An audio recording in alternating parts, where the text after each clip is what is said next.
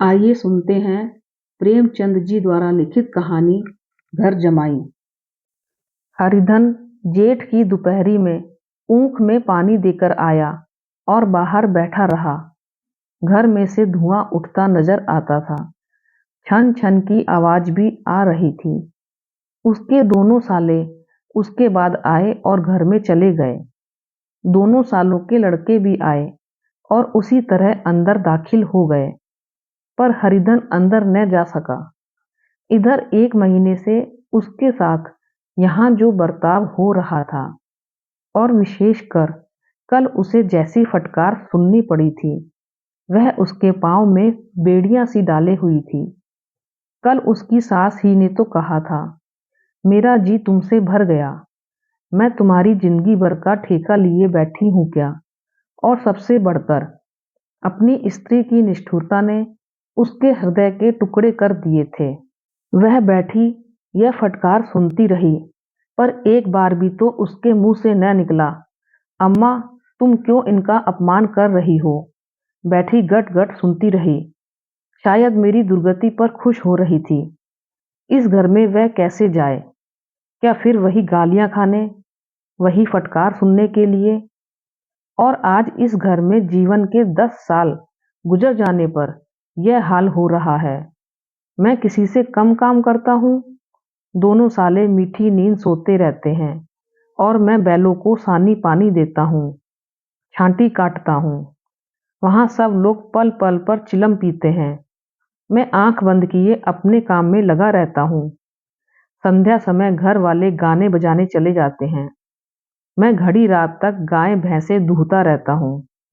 उसका यह पुरस्कार मिल रहा है कि कोई खाने को भी नहीं पूछता, उल्टे गालियां मिलती हैं। उसकी स्त्री घर में से डोल लेकर निकली और बोली, जरा इसे कुएं से खींच लो, एक बूंद पानी नहीं है। हरिधन ने डोल लिया और कुएं से पानी भर लाया। उसे जोर की भूख लगी हुई थी। समझा अब खाने को बुलाने आवेगी, मगर स्त्री डोल लेकर अंदर गई तो वहीं की हो रही। हरिधन थका मांदा क्षुधा से व्याकुल पड़ा पड़ा सो गया। सहसा उसकी स्त्री गुमानी ने आकर उसे जगाया। हरिधन ने पड़े पड़े कहा, क्या है, क्या पड़ा भी न रहने दोगी या पानी और चाहिए? गुमानी कटु स्वर में बोली, गुर्राते क्या हो, खाने को तो बुलाने आई हूं। हरिधन ने देखा, उसके दोनों साले और बड़े साले के दोनों लड़के भोजन किए चले आ रहे हैं। उसकी देह में आग लग गई। मेरी अब यह नौबत पहुंच गई कि इन लोगों के साथ बैठकर खा भी नहीं सकता। ये लोग मालिक हैं, मैं इनकी जूठी थाली चाटने वाला हूँ। मैं इनका कुत्ता हूँ, जिसे खाने के बाद एक टुकड़ा रोटी डाल दी जाती है। यही घर है जहाँ आज से 10 साल पहले उसका कितना आदर सत्कार होता था। साले गुलाम बने रहते थे। सास मुंह जोती रहती थी, स्त्री पूजा करती थी। तब उसके पास रुपए थे, जायदाद थी। अब वह दरिद्र है। उसकी सारी जायदाद को इन्हीं लोगों ने कूड़ा कर दिया। अब उसे रोटियों के भी लाले हैं। उसके जी में एक ज्वाला सी उठी कि इसी वक्त अंदर जाकर सास को और सालों को भिगो भिगो कर लगाए, पर जब्त करके रह गया। पड़े पड़े बोला, मुझे भूख नहीं है, आज न खाऊंगा। गुमानी ने कहा, न खाओगे मेरी बला से, हाँ नहीं तो खाओगे तुम्हारे ही पेट में जाएगा, कुछ मेरे पेट में थोड़े ही चला जाएगा। हरिधन का क्रोध आंसू बन गया। यह मेरी स्त्री है, जिसके लिए मैंने अपना सर्वस्व मिट्टी में मिला लिया। मुझे उल्लू बनाकर यह सब निकाल देना चाहते हैं। वह अब कहाँ जाए, क्या करे? उसकी सास आकर बोली, चलकर खा क्यों नहीं लेते जी, रूठते किस पर हो? यहाँ तुम्हारे नखरे सहने का किसी में बूता नहीं है। जो देते हो वह मत देना, और क्या करोगे? तुमसे बेटी ब्याई है, कुछ तुम्हारी जिंदगी का ठेका नहीं लिया है। हरिधन ने मर्माहत होकर कहा, हाँ अम्मा, मेरी भूल थी कि मैं यही समझ रहा था। अब मेरे पास क्या है कि तुम मेरी जिंदगी का ठेका लोगी? जब मेरे पास भी धन था तब सब कुछ आता था। अब दरिद्र हूँ तुम क्यों बात पूछोगी? बूढ़ी सास भी मुंह फुलाकर भीतर चली गई। बच्चों के लिए बाप एक फालतू सी चीज, एक विलास की वस्तु है, जैसे घोड़े के लिए चने या बाबुओं के लिए मोहन भोग। माँ रोटी दाल है। मोहन भोग उम्र भर न मिले तो किसका नुकसान है, मगर एक दिन रोटी दाल के दर्शन न हो तो फिर देखिए क्या हाल होता है। पिता के दर्शन कभी कभी शाम सवेरे हो जाते हैं। वह बच्चे को उछालता है, दुलारता है, कभी गोद में लेकर या उंगली पकड़कर सैर कराने ले जाता है, और बस यही उसके कर्तव्य की इति है। वह परदेश चला जाए, बच्चे को परवाह नहीं होती, लेकिन माँ तो बच्चे का सर्वस्व है। बालक एक मिनट के लिए भी उसका वियोग नहीं सह सकता। पिता कोई हो, उसे परवाह नहीं, केवल एक उछलने कूदने वाला आदमी होना चाहिए। लेकिन माता तो अपनी ही होनी चाहिए, 16 आने अपनी, वही रूप, वही रंग, वही प्यार, वही सब कुछ। वह अगर नहीं तो बालक के जीवन का स्रोत मानो सूख जाता है। फिर वह शिव का नंदी है, जिस पर फूल या जल चढ़ाना लाजमी नहीं, अख्तियारी है। हरिधन की माता का आज 10 साल हुए देहांत हो गया था। उस वक्त उसका विवाह हो चुका था। वह 16 साल का कुमार था, पर माँ के मरते ही उसे मालूम हुआ मैं कितना निस्सहाय हूँ, जैसे उस घर पर उसका कोई अधिकार ही न रहा हो। बहनों के विवाह हो चुके थे, भाई कोई दूसरा न था। बेचारा अकेले घर में जाते भी डरता था। माँ के लिए रोता था, पर माँ की परछाई से डरता था। जिस कोठरी में उसने देह त्याग किया था, उधर वह आंखें तक न उठाता। घर में एक बुआ थी, वह हरिधन को बहुत दुलार करती। हरिधन को अब दूध ज्यादा मिलता, काम भी कम करना पड़ता। बुआ बार बार पूछती, बेटा कुछ खाओगे? बाप भी अब उसे प्यार करता, उसके लिए अलग से एक गाय मंगवा दी। कभी कभी उसे कुछ पैसे दे देता कि जैसे चाहे खर्च करे, पर इन मरहमों से वह घाव न पूरा होता था जिसने उसकी आत्मा को आहत कर दिया था। यह दुलार और उसे बार बार माँ की याद दिलाता। माँ की घुड़कियों में जो मजा था, वह क्या इस दुलार में था? माँ से मांग कर, लड़कर, घुनक कर, रूठ कर लेने में जो आनंद था, वह क्या इस भिक्षादान में था? पहले वह स्वस्थ था, मांग कर खाता, लड़ लड़ कर खाता। अब वह बीमार था, अच्छे से अच्छे पदार्थ उसे दिए जाते थे, पर भूख न थी। साल भर तक वह इस दशा में रहा। फिर दुनिया बदल गई।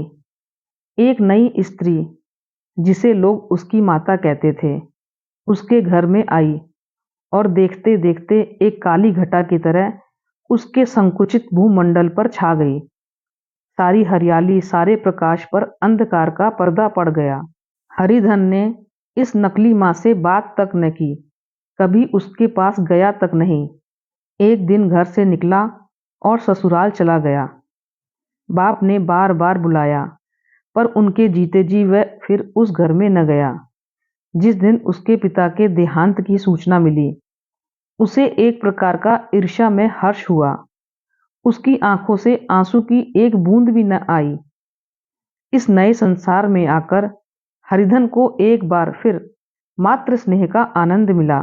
उसकी सास ने ऋषि वरदान की भांति उसके शून्य जीवन को विभूतियों से परिपूर्ण कर दिया। मरुभूमि में हरियाली उत्पन्न हो गई। सालियों की चूहल में, सास के स्नेह में, सालों के वाक विलास में और स्त्री के प्रेम में उसके जीवन की सारी आकांक्षाएं पूरी हो गई। सास कहती, बेटा तुम इस घर को अपना ही समझो, तुम ही मेरी आंखों के तारे हो। वह उससे अपने लड़कों की, बहुओं की शिकायत करती। वह दिल में समझता था, सास जी मुझे अपने बेटों से भी ज्यादा चाहती है। बाप के मरते ही वह घर गया और अपने हिस्से की जायदाद को कूड़ा करके रुपयों की थैली लिए हुए आ गया। अब उसका दूना आदर सत्कार होने लगा। उसने अपनी सारी संपत्ति सास के चरणों पर अर्पण करके अपने जीवन को सार्थक कर दिया। अब तक उसे कभी कभी घर की याद आ जाती थी, अब भूल कर भी उसकी याद न आती, मानो वह उसके जीवन का कोई भीषण कांड था जिसे भूल जाना ही उसके लिए अच्छा था। वह सबसे पहले उठता, सबसे ज्यादा काम करता। उसका मनोयोग, उसका परिश्रम देखकर गांव के लोग दांतों तले उंगली दबाते थे। उसके ससुर का भाग बखानते, जिसे ऐसा दामाद मिल गया। लेकिन ज्यों ज्यों दिन गुजरते गए, उसका मान सम्मान घटता गया। पहले देवता था, फिर घर का आदमी, अंत में घर का दास हो गया। रोटियों में भी बाधा पड़ गई, अपमान होने लगा। अगर घर के लोग भूखों मरते और साथ ही उसे भी मरना पड़ता तो उसे जरा भी शिकायत न होती। लेकिन जब देखता और लोग मूछों पर ताव दे रहे हैं, केवल मैं ही दूध की मक्खी बना दिया गया हूं, तो उसके अंतःस्थल में एक लंबी ठंडी आह निकल आती। अभी उसकी उम्र 25 ही साल की तो थी। इतनी उम्र इस घर में कैसे गुजरेगी? और तो और उसकी स्त्री ने भी आंखें फेर ली। यह उस विपत्ति का सबसे क्रूर दृश्य था। हरिधन तो इधर भूखा प्यासा चिंता में जल रहा था, इधर घर में सास जी और दोनों सालों में बातें हो रही थी। गुमानी भी हाँ में हाँ मिलाती जाती थी। बड़े साले ने कहा, हम लोगों की बराबरी करते हैं, यह नहीं समझते कि किसी ने उनकी जिंदगी भर का बीड़ा थोड़े ही लिया है। 10 साल हो गए, इतने दिनों में क्या 2-3 हजार न हड़प गए होंगे। छोटे साले बोले, मजूर हो तो आदमी घुड़के भी, डांटे भी, अब इनसे कोई क्या कहे। न जाने इनसे कभी पिंड छूटेगा या नहीं। अपने दिल में समझते होंगे मैंने 2 हजार रुपये नहीं दिए हैं। यह नहीं समझते कि उनके 2 हजार कब के उड़ चुके। सवा सेर तो 1 जून को चाहिए। सास ने गंभीर भाव से कहा, बड़ी भारी खुराक है। गुमानी माता के सिर से जूं निकाल रही थी। सुलगते हुए हृदय से बोली, निकम्मे आदमी को खाने के सिवा और काम ही क्या रहता है। बड़े साले ने कहा, खाने की कोई बात नहीं है, जिसकी जितनी भूख हो उतना खाए, लेकिन कुछ पैदा भी तो करना चाहिए। यह नहीं समझते कि पहुनई में किसी के दिन कटे हैं। छोटे साले बोले, मैं एक दिन कह दूंगा, अब अपनी राह लीजिए, आपका कर्जा नहीं खाया है। गुमानी घर वालों की ऐसी ऐसी बातें सुनकर अपने पति से द्वेष करने लगी थी। अगर वह बाहर से 4 पैसे लाता तो इस घर में उसका कितना मान सम्मान होता। वह भी रानी बनकर रहती।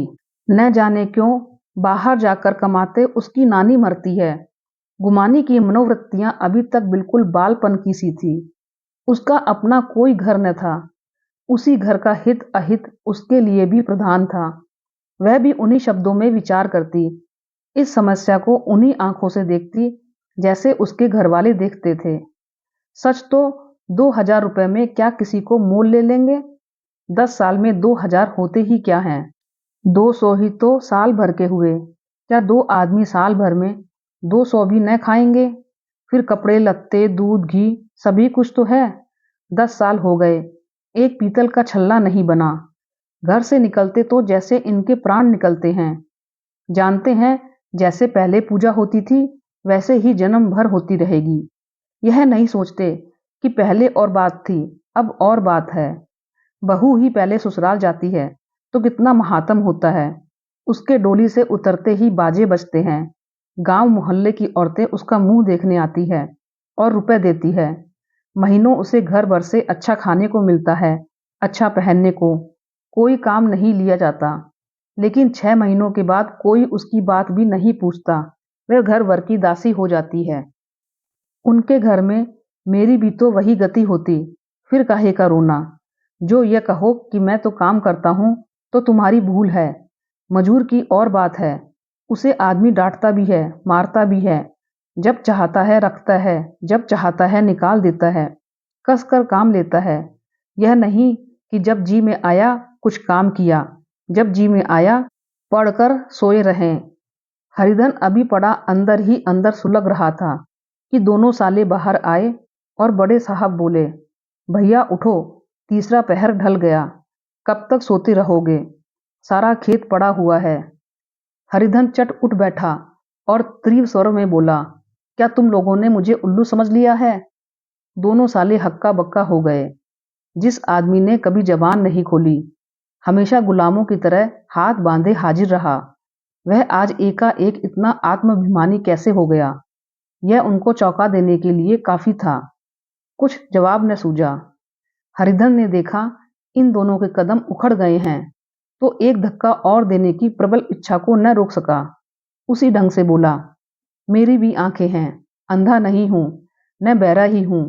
छाती फाड़कर काम करूं और उस पर भी कुत्ता समझा जाऊं? ऐसे गधे कहीं और होंगे। अब बड़े साले भी गर्म पड़े। तुम्हें किसी ने यहां बांध तो नहीं रखा है? अब की हरिधन लाजवाब हुआ, कोई बात न सूझी। बड़े ने फिर उसी ढंग से कहा, अगर तुम यह चाहो कि जन्म भर पाहुने बने रहो और तुम्हारा वैसा ही आदर सत्कार होता रहे, तो यह हमारे वश की बात नहीं है। हरिधन ने आंखें निकाल कर कहा, क्या मैं तुम लोगों से कम काम करता हूं?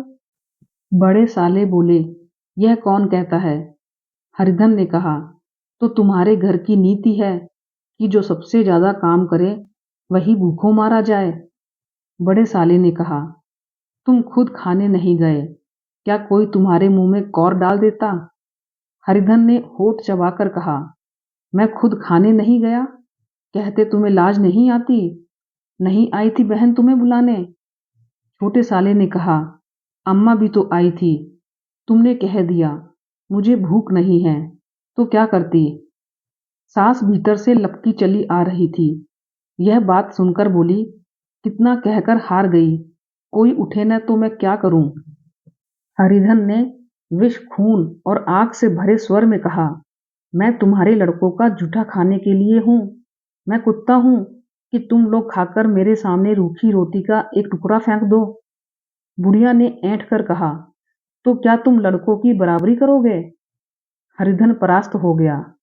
बुढ़िया ने एक ही वाक प्रहार में उसका काम तमाम कर दिया।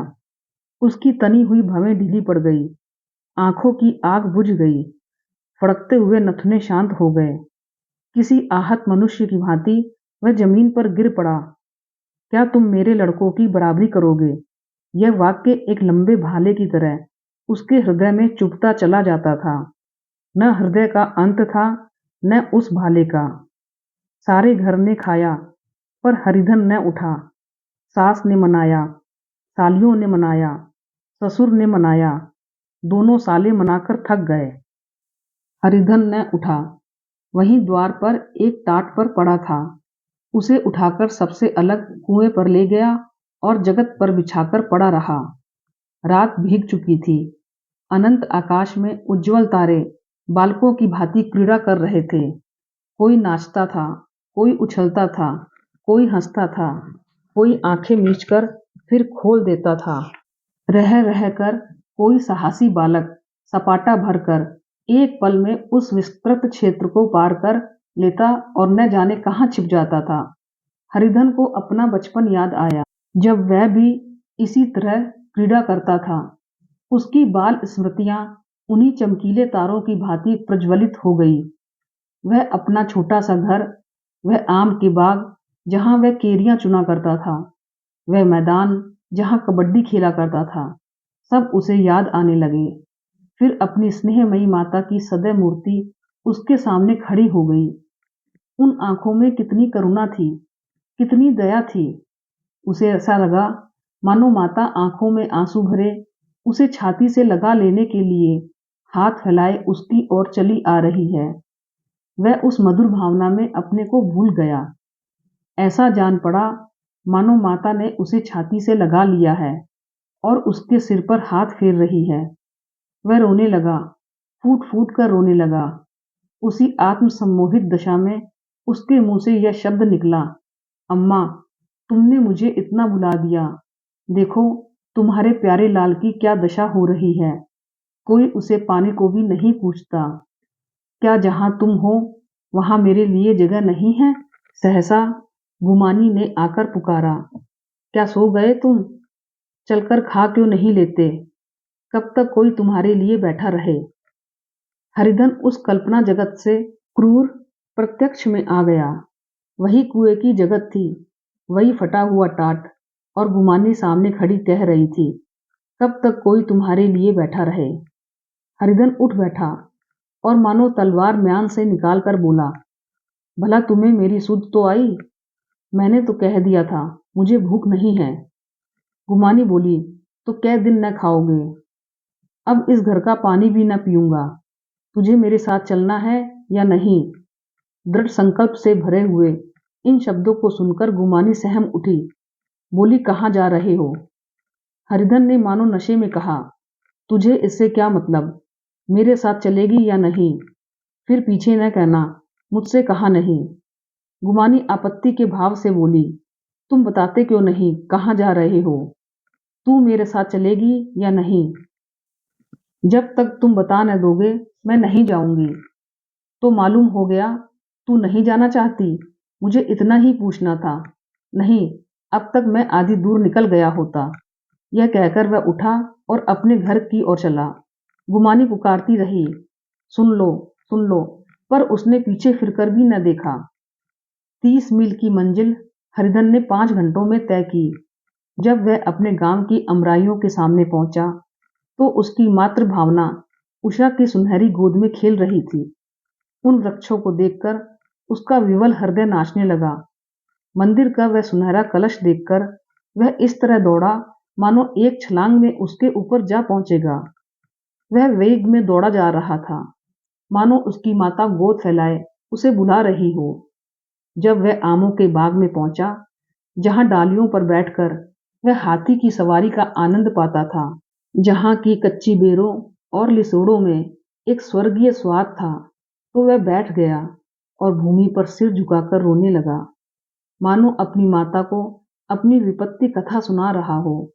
वहां की वायु में, वहां के प्रकाश में मानो उसकी विराट रूपनी माता व्याप्त हो रही थी। वहां की अंगुल अंगुल भूमि माता के पद चिन्हों से पवित्र थी। माता के स्नेह में डूबे हुए शब्द अभी तक मानो आकाश में गूंज रहे थे। इस वायु और इस आकाश में न जाने कौन सी संजीवनी थी जिसने उसके शोकाकुल हृदय को बालोत्साह से भर दिया। वह एक पेड़ पर चढ़ गया और उधर से आम तोड़ तोड़कर खाने लगा। सास के वह कठोर शब्द, स्त्री का वह निष्ठुर आघात, वह सारा अपमान वह भूल गया। उसके पांव फूल गए थे, तलवों में जलन हो रही थी, पर इस आनंद में उसे किसी बात का ध्यान न था। सहसा रखवाले ने पुकारा, वह कौन ऊपर चढ़ा हुआ है रे? उतर अभी, नहीं तो ऐसा पत्थर खींच कर मारूंगा कि वहीं ठंडे हो जाओगे। उसने कई गालियां भी दी। इस फटकार और इन गालियों में इस समय हरिधन को अलौकिक आनंद मिल रहा था। वह डालियों में छिप गया, कई आम काट काट कर नीचे गिराए और जोर से ठट्ठा मारकर हंसा। ऐसी उल्लास से भरी हुई हंसी उसने बहुत दिन से न हंसी थी। रखवाले को वह हंसी परिचित सी मालूम हुई, मगर हरिधन यहाँ कहाँ? वह तो ससुराल की रोटियां तोड़ रहा है। कैसा हंसोड़ा था, कितना चिलविल्ला! न जाने बेचारे का क्या हाल हुआ। पेड़ की डाल से तालाब में कूद पड़ता था। अब गांव में ऐसा कौन है? डांट कर बोला, वहां बैठे बैठे हंसोगे तो आकर सारी हंसी निकाल दूंगा, नहीं तो सीधे नीचे उतर आओ। वह गालियां देने जा रहा था कि एक गुठली आकर उसके सिर पर लगी। सिर सहलाता हुआ बोला, यह कौन शैतान है? नहीं मानता? ठहर तो, मैं आकर तेरी खबर लेता हूँ। उसने अपनी लकड़ी नीचे रख दी और बंदरों की तरह चटपट ऊपर चढ़ गया। देखा तो हरिधन बैठा मुस्कुरा रहा है। चकित होकर बोला, अरे हरिधन, तुम यहाँ कब आए? इस पेड़ पर कब से बैठे हो? दोनों बचपन के सखा वहीं गले मिले। यहाँ कब आए? चलो घर चलो भले आदमी, क्या वहां आम भी मयस्सर न होते थे? हरिधन ने मुस्कुराकर कहा, मंगरू, इन आमों में जो स्वाद है वह और कहीं के आमों में नहीं है। गांव का क्या रंग ढंग है। मंगरू बोला, सब चैन चान है भैया, तुमने तो जैसे नाता ही तोड़ लिया। इस तरह कोई अपना गांव घर छोड़ देता है? जब से तुम्हारे दादा मरे सारी गृहस्थी चौपट हो गई। 2 छोटे छोटे लड़के हैं, उनके किए क्या होता है? हरिधन बोला, मुझे अब उस गृहस्थी से क्या वास्ता है भाई। मैं तो अपना ले दे चुका, मजूरी तो मिलेगी ना। तुम्हारी गैया मैं ही चरा दिया करूंगा, मुझे खाने को कुछ दे देना। मंगरू ने अविश्वास के भाव से कहा। अरे भैया कैसी बात करते हो, तुम्हारे लिए जान तक हाजिर है। क्या ससुराल में अब न रहोगे? कोई चिंता नहीं, पहले तो तुम्हारा घर ही है, उसे संभालो। छोटे छोटे बच्चे हैं, उनको पालो। तुम नई अम्मा से नाहक डरते थे, बड़ी सीधी है बेचारी, बस अपनी माँ ही समझो। तुम्हें पाकर तो निहाल हो जाएगी। अच्छा घरवाली को भी तो लाओगे। हरिधन बोला, उसका अब मुंह न देखूंगा, मेरे लिए वह मर गई। मंगरू ने कहा, तो दूसरी सगाई हो जाएगी, अब की ऐसी महरिया ला दूंगा, उसके पैर धो धो कर पियोगे। लेकिन कहीं पहली भी आ गई तो? हरिधन बोला, वह नहीं आएगी। हरिधन अपने घर पहुंचा तो दोनों भाई भैया आए कहकर भीतर दौड़े और माँ को खबर दी। उस घर में कदम रखते ही हरिधन को ऐसी शांत महिमा का अनुभव हुआ, मानो वह अपनी माँ की गोद में बैठा हुआ है। इतने दिनों ठोकरे खाने से उसका हृदय कोमल हो गया था। जहाँ पहले अभिमान था, आग्रह था, हेकड़ी थी, वहाँ अब निराशा थी, पराजय थी और याचना थी। बीमारी का जोर कम हो चला था, अब उस पर मामूली दवा भी असर कर सकती थी। किले की दीवारें छिद चुकी थी, अब उसमें घुस जाना असाध्य न था। वही घर जिससे वह एक दिन विरक्त हो गया था, अब गोद फैलाए उसे आश्रय देने को तैयार था। हरिधन का मन यह आश्रय पाकर मानो तृप्त हो गया। शाम को विमाता ने कहा, बेटा तुम घर आ गए, हमारे धन भाग्य। अब इन बच्चों को पालो। माँ का नाता न सही, बाप का नाता तो है ही। मुझे एक रोटी दे देना, खाकर एक कोने में पड़ी रहूंगी। तुम्हारी अम्मा से मेरा बहन का नाता है, उस नाते से भी तुम मेरे लड़के होते हो। हरिधन की मात्र विवल आंखों को विमाता के रूप में अपनी माता के दर्शन हुए। घर के एक एक कोने में मात्र स्मृतियों की छटा चांदनी की भांति छिटकी हुई थी। विमाता का प्रौढ़ मुखमंडल भी उसी छटा से रंजित था। दूसरे दिन हरिधन फिर कंधे पर हल रखकर खेत को चला। उसके मुख पर उल्लास था और आंखों में गर्व। वह अब किसी का आश्रित नहीं, आश्रयदाता है। किसी के द्वार का भिक्षुक नहीं, घर का रक्षक था। एक दिन उसने सुना गुमानी ने दूसरा घर कर लिया। माँ से बोला, तुमने सुना काकी? गुमानी ने घर कर लिया।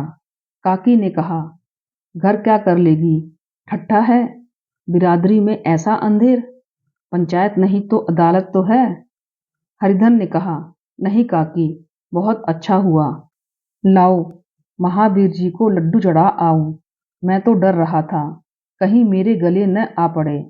भगवान ने मेरी सुन ली। मैं वहां से यही ठान कर चला था, अब उसका मुंह न देखूंगा।